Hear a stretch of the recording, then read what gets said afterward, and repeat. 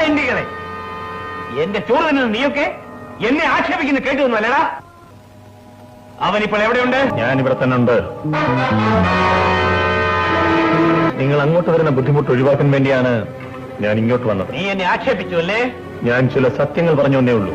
എന്നെ എതിർക്കുന്നതിന്റെ ഫലം നീ അറിയാൻ പോകുന്നതേ ഉള്ളൂ. അതറിയാനാണല്ലോ ഞാൻ വന്നത്.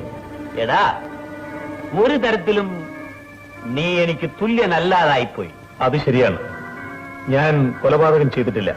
അപ്പോ കള്ളക്കടത്തിന് കമ്പനിയും ഉണ്ടാക്കിയിട്ടില്ല. നീ എവിടെയാണ് നിൽക്കുന്നത് അറിയാമോ? സൂട്ടിട്ട ചെകുത്താന്റെ മുൻപിൽ.